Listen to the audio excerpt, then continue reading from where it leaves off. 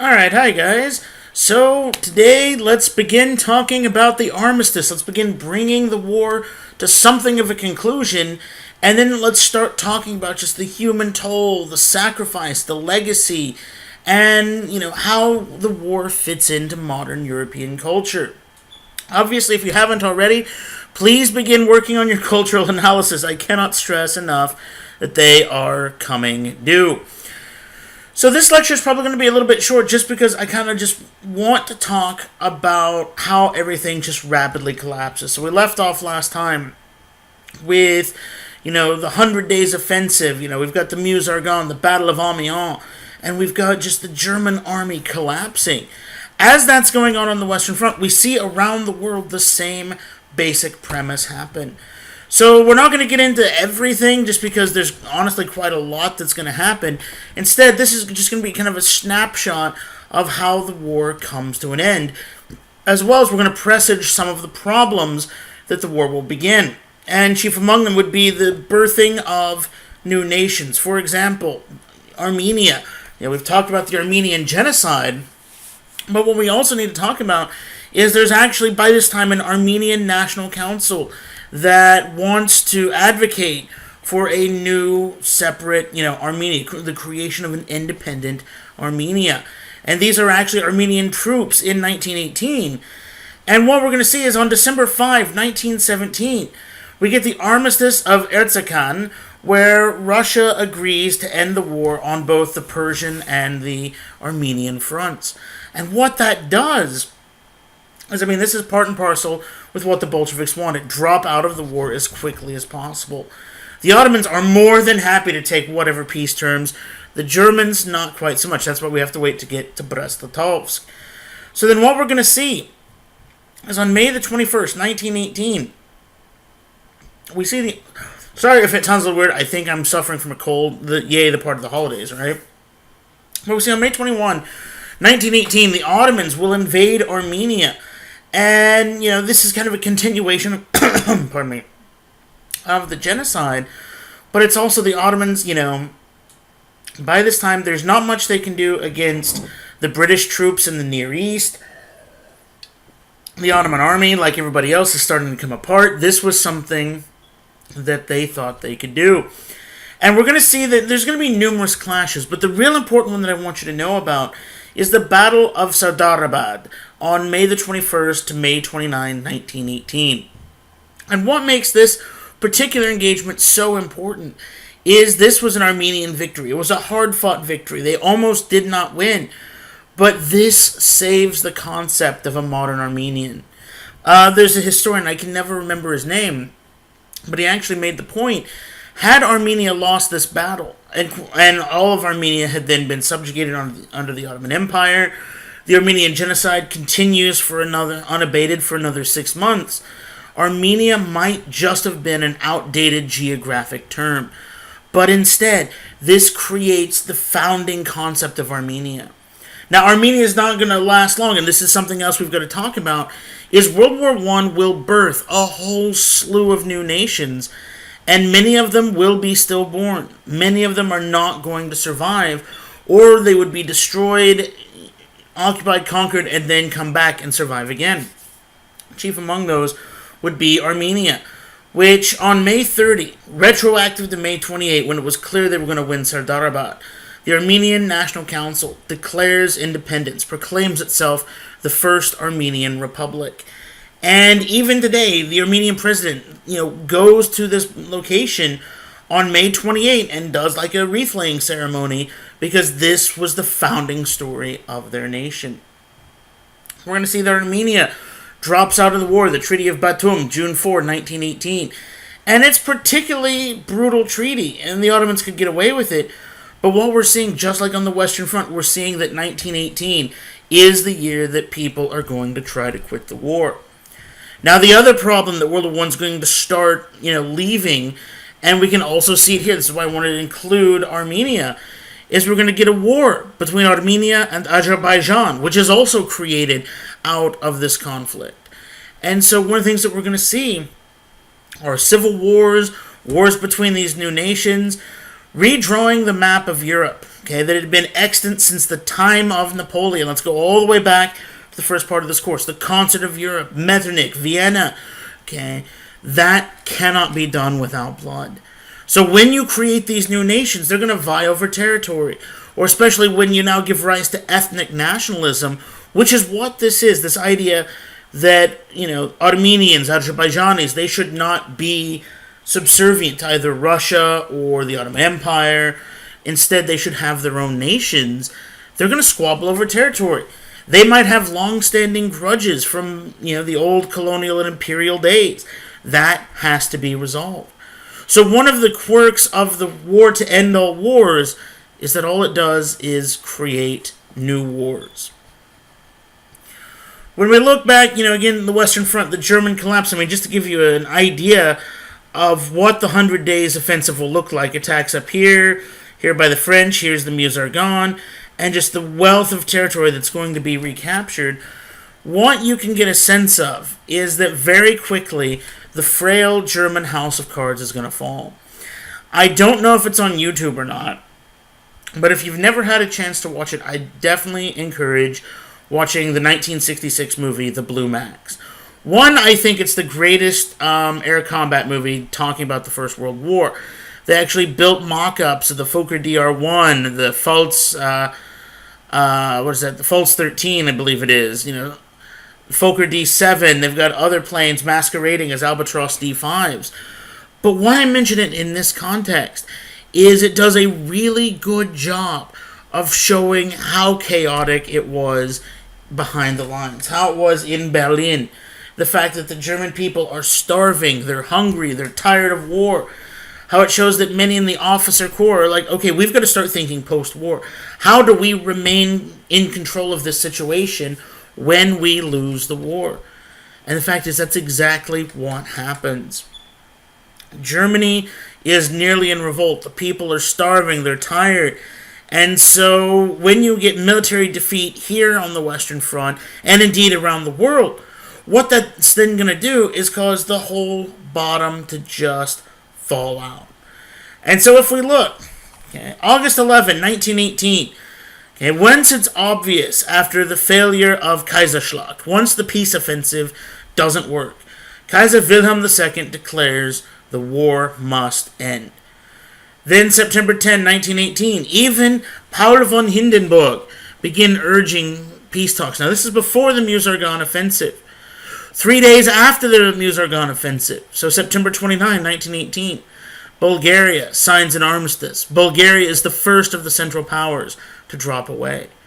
On hearing that, on October 1st, seeing this renewed American offensive, Erich Ludendorff suffers a nervous breakdown. He calls it the Black Day of the German Army and literally collapses. The German Army is still fighting. The German Army is still well drilled. It's trained. But it can only delay the inevitable. There's just simply no way to win. The Allies have too many men, too many guns, too many tanks, too much equipment. But more than that, they have morale and they've got food. Okay, even though this is modern industrial warfare, you still have to think of the basics of what people need. You still have to think of the basics of people need to eat. I'm a fat guy. I can relate to this. I like food. I'm not going to do anything without food. Well, again, when the Allies have a steady supply of meat, vegetables, potatoes, because potato is not a vegetable apparently, white bread, whereas the Germans get old sausages and bread with the flour mixed with sawdust, they simply cannot fight as effectively. And that's one of the reasons why on November the 1st, 1918, the Western Front just collapses. Massive, just huge invasions. And so what we're going to see is once that happens on the 1st of November, there's literally nothing anybody can do. The war will end. The question is going to be, how does the war end? You can see it. If you look at this Austrian Soldaten captured on the Italian front in 1918, the guy's exhausted. He's tired. You can see it in his face. His eyes speak tales. Thank God, for me, the war is over. And we're going to see that even the Italians, remember they had been suffering the Battle of Caporetto when over 250,000 had just given up. Even the Italians are starting to rally. They want in on this victory. We're going to see the Battle of the Piave River. We're on our second battle, I should say, where on October 24, the Italians basically throw the Austrians out of Italy. Okay, these are the San Marco Marines, crossing the river under fire. And even on all fronts, the whole show crumbles.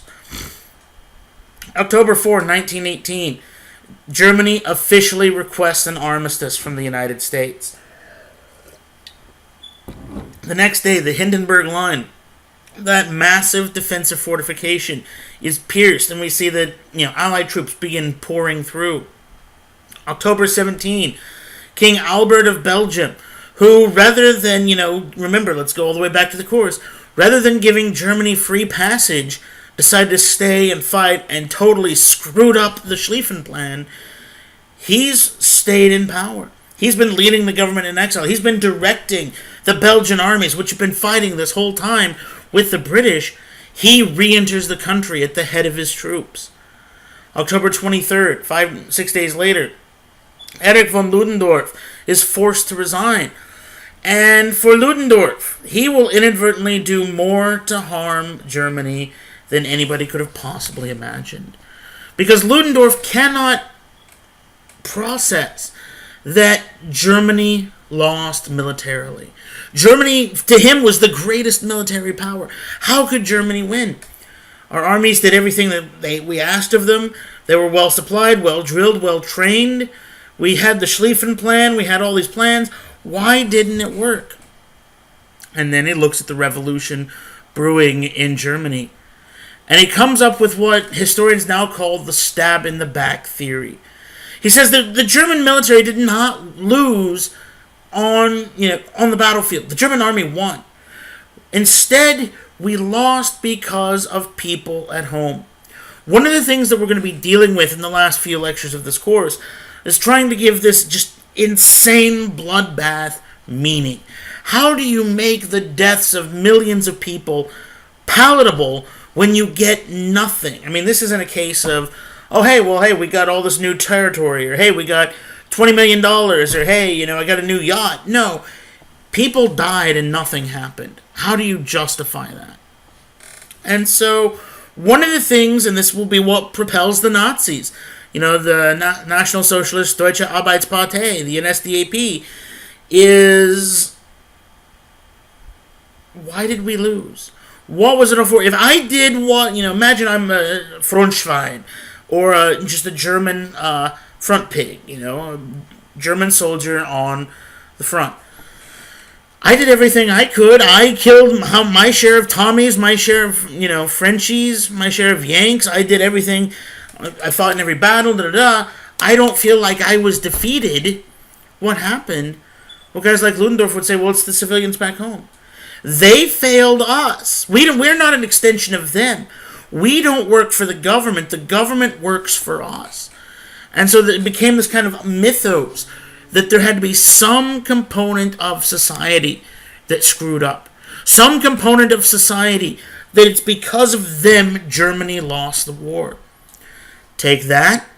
Take a guy with a funny little mustache and those NSDAP clowns.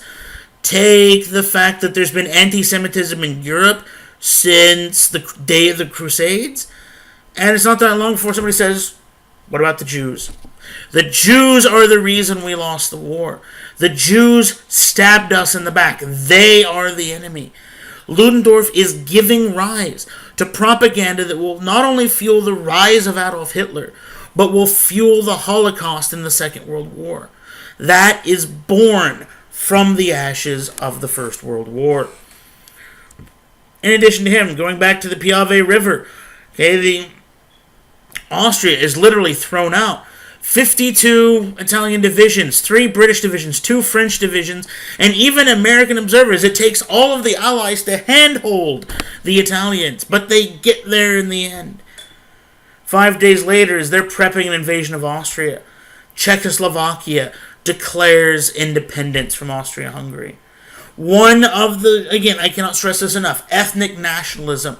Something that we can trace all the way back to 1848 and all those revolutions. that burns with a new fiery passion at the end of World War I. If I speak Czechoslovakian, why should I be in a German nation? If I speak Polish, why should I be in a German nation?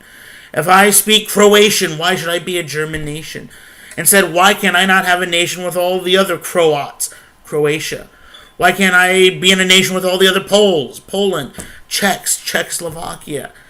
And what we're going to see is this is what's going to lead to the redrawing of the map of Europe. As that's going on, as everything is beginning to fall apart, we see that the Germans are desperate for some sort of victory. So somebody comes up with the idea, one of the reasons we began World War I was that naval arms race. The Navy's not done anything of import. Send them to sea. Send the Hochseeflotte to sea. Let them fight that decisive naval battle. Maybe if we can sink so many British ships, maybe they won't want to attack us. Maybe they won't, maybe they'll decide, hey, it's not worth it. Let's end the war because German sea power is still, an issue. Maybe a negotiated armistice favorable to Germany. So the orders go out. Seamen, return to Wilhelmshaven, return to your ships, return to Kiel. The Hochseeflotte will sortie. And German sailors say no. German sailors say, we're not going to participate in what was widely known as a death ride. The idea of the German Navy throwing itself away. German sailors said, hell no, we're not going to do this. That's asinine and stupid. The fact is, the German fleet had largely been laid up in Wilhelmshaven. Now there's other aspects in Kiel and around because it's a massive fleet, but they've not really done much since Jutland. They've sortied a few times, but they never fought any major battles. Then in 1917, we get massive protests against the war. People are shot, people are reassigned, and the Navy becomes unreliable. So October 24, the order goes out. Let's face that final battle. And the soldiers on October 29 mutiny. They say, no, we're not going to do it. Literally, people stopped returning to their ships from leave, and the ships became so understaffed that there's no way that they could, that you can't put to sea in that condition. They begin meeting with trade unionists. They begin meeting with the USPD, that social democrat party that had merged with the trade unionists that said, no, we want an end to the war. And then on November 3rd, they began parading in the streets with their arms. And this triggers the German Revolution of 1918. The fact is, as the Allied armies break through the front line on the 1st of November, 2 days later, Germany enters revolt. The fact is, this starts much like with the Russian Revolution, starting with the cruiser Aurora. This starts with the German Hochseeflotte. They didn't want to throw away their lives. They didn't want to die for nothing. And in doing so, they're going to bring down the government and change the world forever, realistically. Now, if we look at the German Revolution of 1918, understand that Ludendorff and, to an extent, Hindenburg had, since 1915, basically been the military ruler. Okay, we're looking at Kaiser Wilhelm II, the supreme warlord, as he wanted to call himself. But he's not really taken that much of an interest. The fact is, Ludendorff and Hindenburg had, sidelined him. And so Ludendorff has an issue. He can send troops back home. Okay, well, actually, by this time, Ludendorff is out. So Hindenburg can send troops back home. But for every regiment or division he sends back to Kiel or to Berlin, that's a division he's got to pull off of already crumbling front line. And so just as in February 1917, just as within the Russian Revolution, they cannot put down the Kiel Mutiny. By the 7th of November, so within 4 days, all German coastal cities, plus pretty much all of Bavaria, is in revolt. And now the German army, under Hindenburg, ruling this as basically a military dictatorship, has to make a choice. Is this going to lead to widespread social revolution? Understand, it's not necessarily just revolution that they feared. It wasn't just, okay, we're going to depose the Kaiser and put in a president or a republic or something like that. That's not what they were worried. Everybody in November 1918, we'll talk about this with the United States to an extent too, is looking at the Bolsheviks. We're all looking what is going on in the Soviet Union, okay, or Russia at this point, all right? And it's the realization that the Soviets had murdered the Tsar and his family, that it's complete social upheaval. People at the bottom of the classes are now fancying themselves as the ruling classes. Guys like Lenin and Trotsky. I just forgot Joe Steele's name. Joseph Stalin. Stalin's not his real name. Stalin means steel. So Man of Steel. He's Superman. Oh God, somebody's gonna comment on the YouTube video and tell me. I know. It's gone. I'm thinking Ulyanov, but that's Lenin. So whatever. The point is, all those guys, they had been relatively nothing in Russian society. Russian society, much like German, was comprised of a nobility at the top as the ruling class. Well, now in the Bolshevik scheme, and remember, Bolshevism is what they're worried about. I mean, this is a communist pro-Bolshevik rally in 1918. There's the issue that, what if we see something like that in Germany? And so the question becomes, how can we head off social revolution while preserving as much of the German society as possible? And so the discussions inevitably went to, what about the Kaiser? If we get rid of the Kaiser, can the German military remain in enough control that German society will not fundamentally change?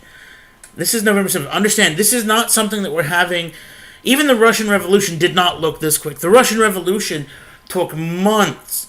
Okay, we're literally talking Germany begins revolution November 3rd. November 7th, the coastal cities are in revolt.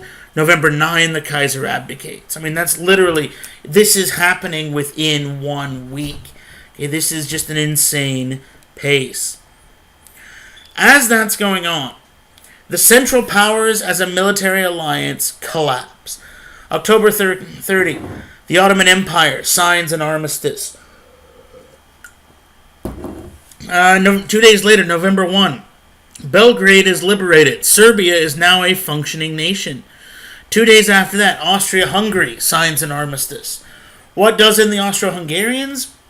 Well, remember, one, they've not been a really combat-effective army since the Brusilov offensive of 1916, but also they are seeing epic food shortages. There had been a bad harvest that winter, or that, year, and so what that means is literally Austria-Hungary can't feed itself. It doesn't have enough weapons because many of its armament factories just simply aren't working or producing to capacity. Drifting back to my gun collection, and I've mentioned this one before, so I don't have it here. One of my prized pieces that I found in Tulsa, Oklahoma, of all places, is a Russian Mosin Nagant rifle captured by the Austrians, stamped with their stuff, and then thrown back into service. Now, sometimes, early on when the Austrians would capture it, they'd rechamber it to fire their ammunition. By this time, they've got enough ammunition, they can just use Russian stuff. But the fact is, by 1918, even that's gone. The fact is, the Austrians simply can't work. We see, when I say Entente in advance, I don't mean just on the Western Front. The Austrians are thrown out of Italy. They're driving towards Germany in the West. In the Near East, the Ottoman Empire is gone. Okay, now we can start using Turkey because the actual empire doesn't exist anymore. I mean, literally, Allies just... Imagine, if you will, water or something pushing against a wall or something. Think maybe like on a submarine. When that goes, it doesn't just trickle in, it's just a flood. That's exactly what happens here. The Central Powers had done great at holding it back, but then 1918, everything just falls away.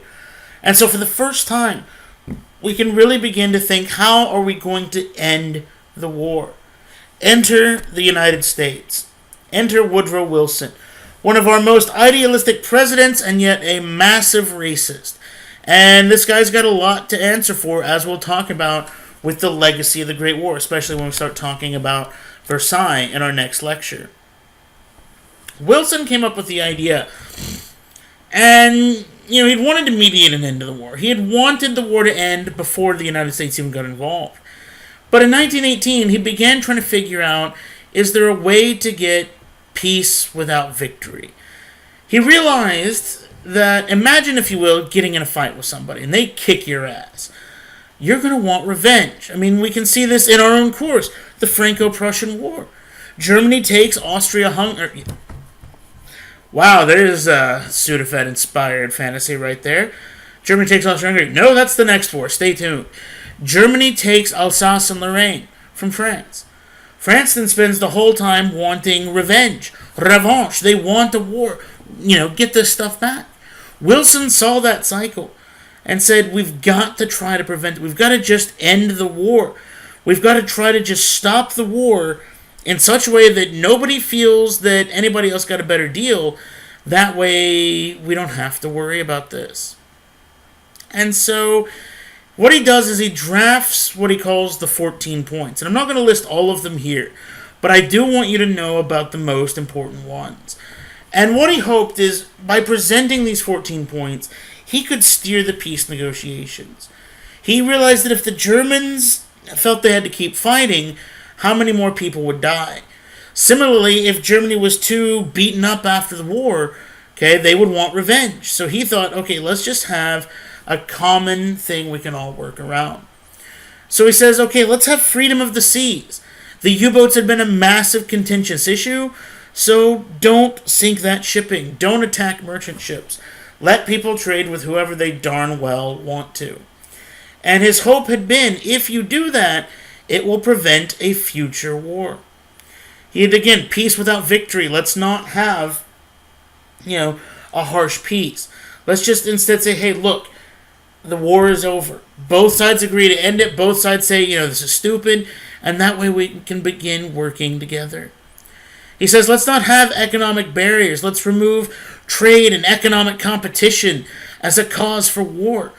So let's make it where instead of, and I think with this he was more targeting the empires. Making it where, Britain gets more out of its empire than France does, but that way they don't go to war. Make it where it's free. Everybody can trade with everybody. Arms reduction. He realized that the war had just spiraled out of control. You've got, planes, tanks, zeppelins, Flammenwerfer, machine guns, super dreadnoughts, all this stuff. What if we got rid of all of it? Or at least a large part of it. Make it where it would be tougher to fight a war in the future. He advocated for self-determination for Austria-Hungary. And this is going to be a major issue we'll talk about with Versailles. His thought was, again, if the Poles want their own, and he even says, let's have a free Poland. If the Poles want their own nation, give it to them. And for him, that meant also from Germany. Germany at this time, remember, has parts of modern-day Poland. If the Czechs want their own nation, give them a Czechoslovakia. And he even says, let's have a League of Nations. Let's create an international organization where we can all get together, talk out our problems, prevent a major war from happening in the future. The hope was that if we can all do that, we could avoid any large repeat. We could avoid any massive war in the future. That had been the hope. That's what he wanted to do. This is something the Germans will agree to. The Germans think this is fantastic, but the Allies say no. The Allies have lost too many people to let Germany get away with peace without victory. Again, it's that whole concept. You've got to make human life worth something. And so as the Germans agree, the question is going to be what happens to the Kaiser. And so again, these two, Paul von Hindenburg and Erich von Ludendorff, Erich Ludendorff, we see, again, from 1916, they are essentially running it as a dictatorship. Wilhelm II is just a figurehead. And what's going to happen is with the German Revolution, even Hindenburg pulls out his support. The fact is, nobody is supporting the Kaiser. Wilson basically says, if you want an armistice, the Kaiser has to be removed. So the Kaiser is trying to craft the role for him. And he says, well, wait a minute. What if I renounce the role of empire, but I could still be the head of Prussia? What do I mean by that? Go back to the Franco-Prussian War. Germany is Prussia and all of these other German states. And there was thought, what if he could still be the ruler of Prussia, work within a new German system, but, Germany could be a republic, but he's the head of Prussia. Well, the German constitution said, no, you can't do that. It specifically forbade that from happening. So he was going to stay on. He was going to try to, do what he could. But the realization was his power base was gone. There's just simply nothing that he can do. So November 9, 1918, he's forced to abdicate, and on November 10, he crosses the border into exile in Holland, from whence he will never return. He will stay there until his death in 1941. Germany is now officially a republic. But the war is still going on. And so this new republic, its basic thing is, okay, begin signing an armistice. And what happens? The negotiations begin the day before the Kaiser abdicates. The Germans, the Allies give them no wiggle room. The Allies know they've won. So basically they say, here are 35 terms that you must agree to. You cannot pick and choose. You must agree to all of them. You have 72 hours from now, November 8th. If you do not agree, we're just going to keep fighting. What are those points? Well, some of them.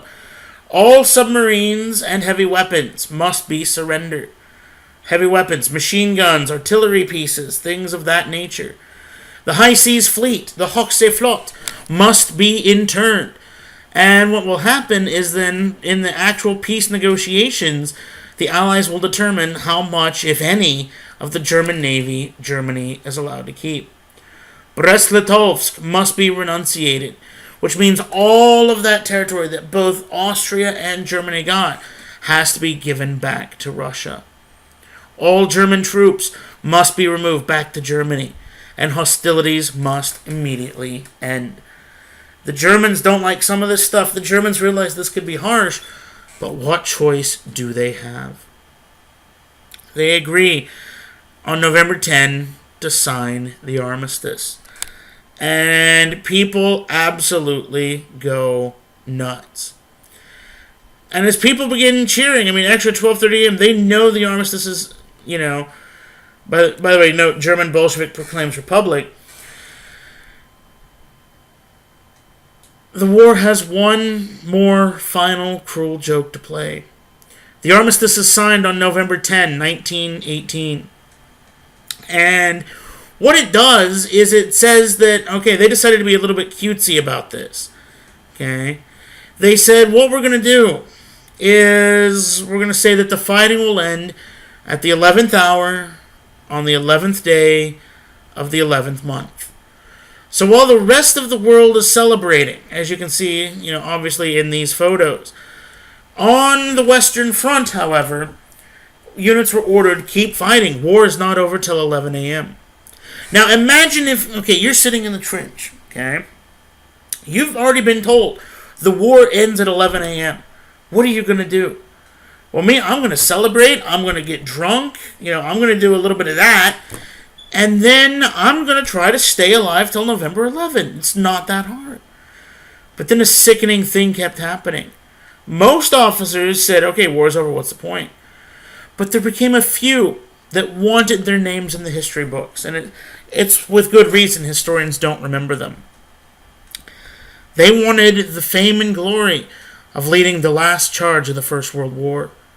So in many places all along the Western Front, at 10:58 or 10:59 a.m., you could still hear whistles blowing as once again men leapt out of their trenches trying for one final try. Can I take the German lines? It's absolutely ridiculous. The saddest story I think I've ever read comes from it's from a book that I sometimes have my freshman students read over there, and it's about the American participation in the Great War. And it's by this really great historian, Byron Farwell. And he made the comment, and he relates this story of what happens is on November 11, 1918, before 11 a.m., the mail was delivered. It ran unusually well that day, that night. And the day the war ends, this guy gets a Dear John letter. He gets a letter from his wife saying that while he was overseas, she had fallen in love with another man and decided to run off with him. The guy's devastated. The war is over, and with it, so is my life. So a few minutes before the armistice, he grabs his Springfield rifle, he grabs an F1 grenade, and he just heads off for the German lines. The American troops scream and holler at him, "Come back, come back, come back. Don't do it, don't do it. The war is over. What the hell are you doing?" And he just keeps going. The Germans see what's happening and they're perplexed. Why one American doughboy is charging their lines? And then they realize what's going on. And so they begin hollering in German. The officers who know English, go back, don't do it. Der Krieg ist vorbei, der Krieg ist vorbei. The war is over, the war is over, don't do it. He gets to about 50 yards of the trench, grabs the grenade, pulls the pin, and the Germans have no choice but to shoot him. He knew he wasn't going to do anything. His life was over, and he was committing suicide in the only way that he knew how.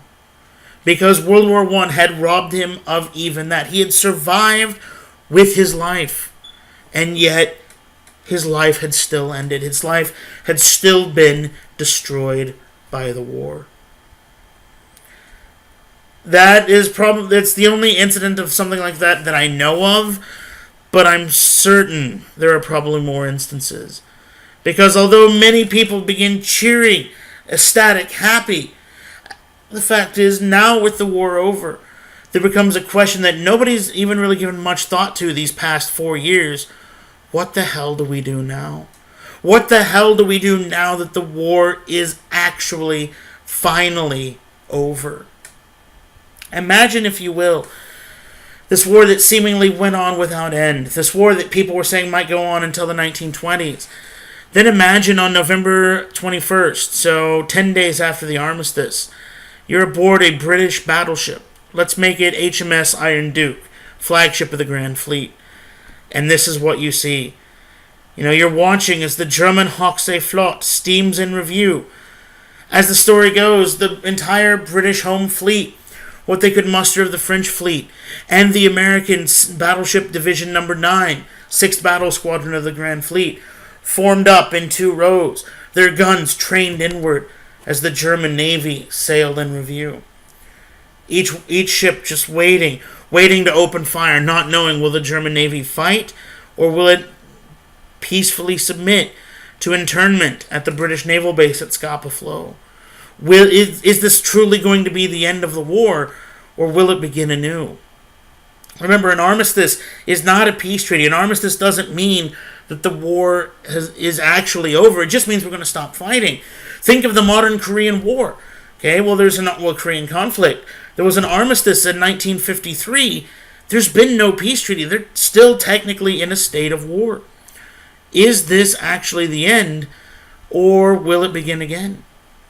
How do you deal with the fact that, November 11, as the celebrations erupted all along the front line, German officers, as they began to abandon their positions and march their troops back to Germany, told their troops, "We did not lose the war.